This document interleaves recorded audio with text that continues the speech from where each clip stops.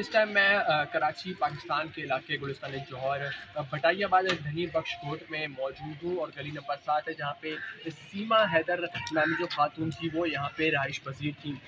PUBG के through जो है उसने अपने एक दोस्त से रब्ता किया, उसके बाद लॉकडाउन के दौरान उससे दोस्ती और दोस्ती के बाद जो है वो बात शादी तक पहुँची। इलाके के अगर सूरत हाल से पता चलो कि ये धनी बख्श कोट की गलियाँ हैं, यहाँ पे आप देखेंगे कि काफ़ी ज़्यादा चहलकदमी है, बच्चे यहाँ पे मौजूद हैं और इसी के साथ साथ के 7 नंबर गली है, इसी गली में जो है सीमा हैदर यहाँ पे रहाइश पसीर थी। इलाके के लोग भी मौजूद हैं, इनसे भी बात करने की कोशिश करेंगे कि ये सारा माजरा क्या था, सीमा हैदर इधर ही रहती थी या और क्या करती थी, कितने बच्चे थे?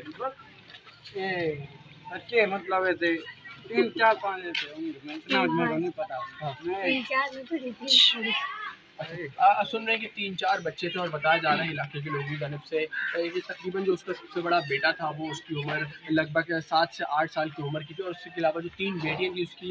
घर की तरफ ले चलते हैं, आपके घर उसका किस तरफ था, कितने अरसे से वो इस घर में रिहाइश पजीर थी। ये गलियाँ थोड़ी सी यकीनन तौर पर तंग हैं और लाल कलर का गेट है जो अभी खुला हुआ है। इस घर के अंदर जो है सीमा हैदर यहाँ पे रिहाइश पजीर थी। घर की अगर हालात की बात की जाए तो घर इतना कोई वेल फर्निश्ड नहीं बनवा। अलबत्ता हम देख रहे हैं कि घर के अंदर का जो रास्ता है वो यकीनन तौर पर खुला है, सीढ़ियाँ भी ऊपर जा रही हैं और बताया जा रहा है कि इस घर को जो है कुछ टाइम पहले इसके नए किराएदार भी अब शिफ्ट हो चुके हैं। ये बच्चा भी मौजूद है, इससे जानते हैं कि वो सारा माजरा क्या है और सीमा हैदर के बच्चे इसके दोस्त थे। बताना कि सीमा हैदर के बेटे आपके दोस्त थे, खेलते थे, कितने अरसे से यहाँ पे रहते थे? इधर 3 साल रह के गए, हमारे साथ खेलते थे, इधर सही से घूमते थे। सही। अच्छा, एक दिन उन्होंने बोला हम गाँव जा रहे हैं, है ना, बच्चे इधर छोड़ के गई, 3 4 8 दिन के बाद आई, है ना, पता नहीं किधर गई थी, बच्चे छोड़ के गई इधर, 8 दिन इधर छोड़ के गई, फिर वापसी आ गई, फिर गली, फिर बच्चों को लेके गई, मालिक मकान को बोले हम जा रहे गाँव, फिर हम आएंगे। फिर 10 दिन के बाद पता चला वो उधर इंडिया पहुँचे, फिर इधर न्यूज़ आने। तो ये पता कैसे चला कि सीमा हैदर इंडिया पहुंच गई है? खबरों से पता चला, कैसे पता चला? हमें ये मीडिया वालों से पता चला और हम ये गुजारिश पाकिस्तान इंडिया की गवर्नमेंट से ये कहते हैं हमारे को बच्चे वापस चाहिए।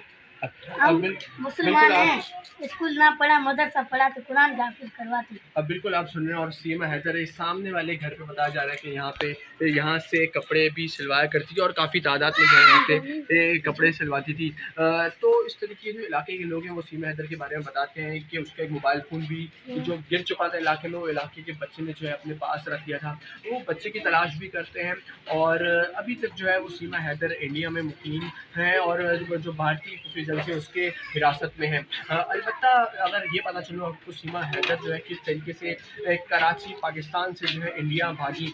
इसी इलाके में उसका एक प्लॉट है जिसको उसने तकरीबन 10 से 12 लाख की कीमत में फ़रोख्त किया। उसके फ़रोख्त करने के बाद वो उसने रकम जमा की और जमा करने के बाद वो वहाँ से पहले दुबई फ़रार हुए, दुबई के बाद नेपाल और नेपाल से जो है इंडिया के एक शहर में जो है वहाँ पे फ़रार हो गए और वहाँ पे जो है बताया जा रहा है कि मुकामी एक घर है, वहाँ पे जो है मुकामी शहरी के साथ वहाँ पे रहने लगे। लेकिन जब इंडिया की खुफिया एजेंसी को ये पता चला कि सीमा हैदर उस घर में मुकीम है तो वहाँ से इंडिया की जो पुलिस है वो वहाँ पहुँची और उसको जो है हिरासत में ले लिया गया। जो खातून का शौहर है सीमा हैदर का, वो पहला शौहर सऊदी अरब में मुकीम है, वो वहाँ पे जॉब करता है। जब उसको ये सारा सिलसिला पता चला है तो उसकी जानिब से हुकूमत पाकिस्तान और हुकूमत इंडिया से उसने अपील किया कि मेरे बच्चों को जो है कम से कम मेरे हवाले किया जाए।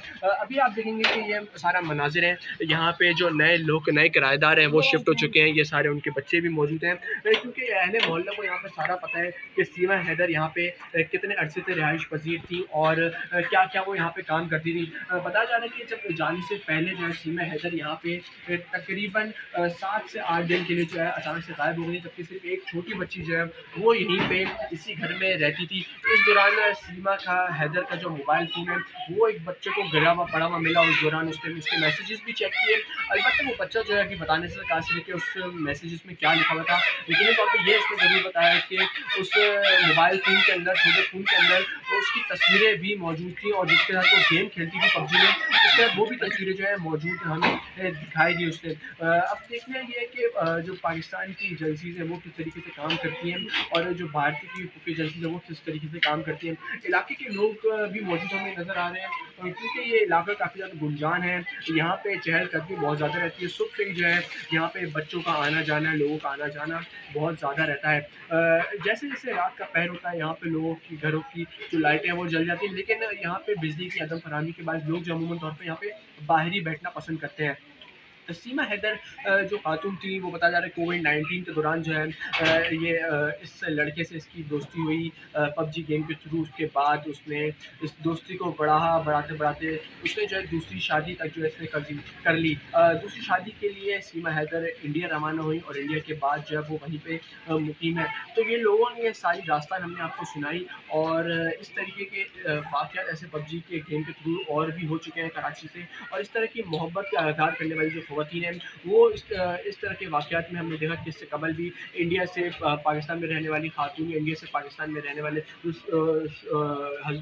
मर्द होते हैं, उस तरह के वाक़ये इससे पहले भी रिपोर्ट हो चुके हैं। अलबत्ता अब ये देखना है कि इस तरह के वाक़ये में जो दोनों मुल्क की एजेंसीज़ हैं वो किस तरीके से काम करती हैं। मैं वजीउद्दीन आपको कराची पाकिस्तान से रिपोर्ट कर रहा हूँ और इंडिया 18 के लिए।